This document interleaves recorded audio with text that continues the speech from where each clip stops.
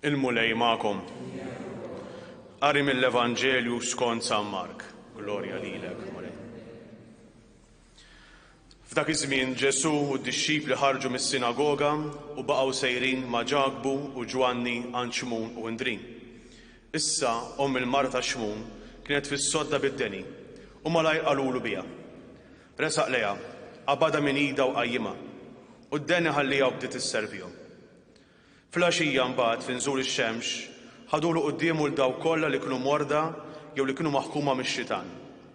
Quddiem il-bieb inġabret il-belt bi ħġara u fejjaq ħafna morda minn kull xorta ta' mart u ħareġ għad kbir ta' xjaten li ma kienx iħallihom jitkellmu għax huma kienu jafu min kien. L-għada fil-għodu kmieni qabel ma żernaq qam ħareġ u mar fost imwarrab u qatt hemm jitlob. Xmun u sħabu l-oħrajn marru jifittxuh. Kif sabuh qalulu, kulħadd jistaqsi għalik. U qalilhom, ejjew immorru band oħra fl-irħula tal-qrib ħalli nippriedka hemmhekk ukoll, għax għalhekk ħriġt. U dar il-Galilija kollha jippriedka fis-sinagogi tagħhom u joħroġ ix-xjaten. Il-kelma tal-Mulej. Tifħir.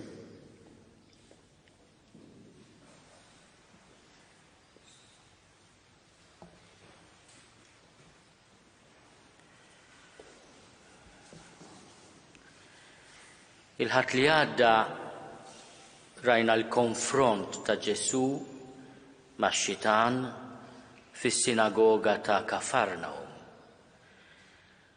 U l-ewwel kapitlu ta' San Mark ikompli bir-rakkont u jagħtina l-esperjenza tad-dixxipli ta' Ġesu kif ħarġu mis-sinagoga. Is-sinagoga kienet il-post fejn jiltaqa' l-poplu ta' Alla biex jitlob u biex jikkontempla, jimmedita il-kelma tal-Mulej. Għalhekk staqsew il-Ġesu biex jikkummenta l-Iskrittura.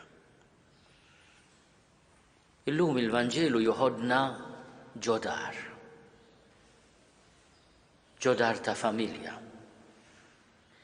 Miegħu għandu lil 4 dixxipli li huma dawk li isejjaħ minn tal-ewwel.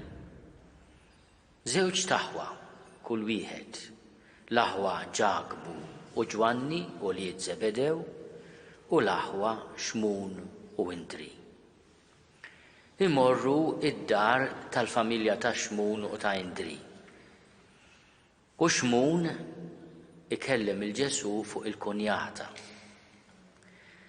Nimmaġina li meta Xmun qalilha li kien telaq kollox biex imur wara dan li mgħallem, dil-kunjata qalet xi ħaġa, xi kelma żgur li qalet.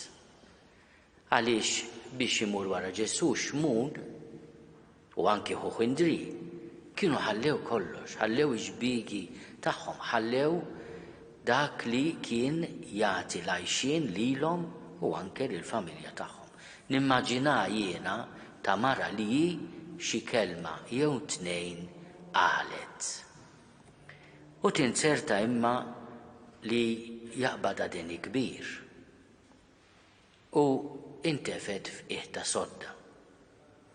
Ġesu ma naħsibx li kellu xi jgħidilha xi ħaġa. Li għamel meta qalulu li din il-kunjata il-mara ta' Pietru kienet mixħuta fis-sodda bid-deni, resaq leha, qabada minn ida u qajjimha. Din l-esperjenza din il-frażi qawwija ħafna fil-Vanġelu ta' San Mark.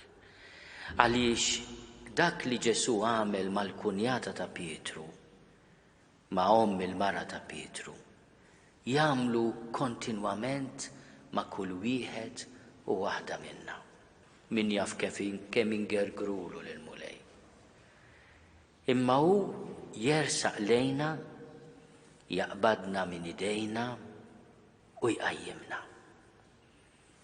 Il-verb biex iqajjem lill-mara lill-om il-mara ta' Pietru huwa l-istess verb li mbagħad nisimgħu f'ħatti lejt għal-qawmien ta' Ġesu. Mela qajjima mhux biss fiżikament imma anke fl-ispirtu, fir-ruħ tagħha. Id-deni ħalliha u din il-mara li xi kelma jew tnejn nimmaġina li qalet għalkemm il-Vanġelu ma jgħidilniex. Bdiet isservihom. Min jaf x'ferħ daħal fid-dar ta' Pietru u Ndri bil-preżenza ta' Ġesu. Nimmaġina li il-mara ta' Pietru tħares lejn xmun Pietru u tgħidlu għażilt tajjeb. Għażilt tajjeb. Ikella xorti li tħoss f'ġisimha u f'ruħha il-qawwa ta' Ġesu. U nimmaġina li dik il-kelma jew tnejn li kienet qalet insietom. San Mark jerġa' jirrepeti l-fatt li Ġesu huwa kontinwament f'konfront mal-ħidma tax-Xitan. Imma ma jridx li x-Xitan jikxef min hu Ġesu fil-verità tiegħu bħala liben ta' Alla. L-aħħar punt li nixtieq naqsam magħkom illum huwa l-eżempju li għatina Ġesu. Filgħodu kmieni qabel ma żernaq, qam, ħareġ u mar f'post imwarrab u għatem jitlob. Aħna ħafna drabi insuwa widdi tqila biex nitolbu. U t-talb x'inhu? Ma naħsibx li Ġesu kellu bżonn jgħid ħafna talb ripetittiv, għalkemm nimmaġinah li kien iħobb jitlob bis-salmi. Wara kollox fil-Vanġelu stess ta' San Mark, meta Ġesu isalbuh fuq is-salib, jitlob is-Salm 22. Alla tiegħi, għaliex tlaqtni. U l-komunità Nisranija kienet dejjem tos dan is-salm bħala salm li Ġesu talab minn fuq is-salib. U għalhekk kienet tremenda dik l-għajta tiegħu fuq is-salib għax hu liben ta' Alla kien fil-preżenza tal-Missier kontinwament, imma xorta kellu l-bżonn jinqata' lih waħdu fis-silenzju qabel iż-żernieq u jitlob. Ikun fil-preżenza tal-Missier, ikompli d-dialogu tal-Missier li tkellem dwaru b'tant ħeġġa u ħerqa qabel ma miet f'ħames ix-xirka. Jiena u l-Missier aħna ħaġa waħda. Għalina it-talb xi jfisser? It-talb huwa dialogu ma' xi ħadd li jħobbna ħafna. Meta inti tidħol fil-preżenza ta' Alla, ftakar din il-ħaġa. Qiegħed quddiem Alla li mbirek, li ħalqek u jħobbok.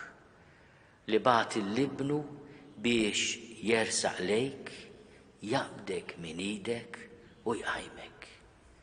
Dawn iż-żminijiet fejn mingħajr ma rridu il-qalb tagħna tiddallam, il-ħsibiet tagħna jipoġġulna ħafna mistoqsijiet bħalma poġġa ħafna mistoqsijiet Ġobb smajnieh fl-ewwel qari, kważi jitlef it-tama. Imma irridu niftakru illum f'dan il-5 Ħadd ta' matul is-sena.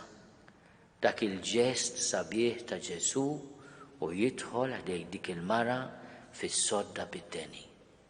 Resaq leha, qabada min ida u qajjimha.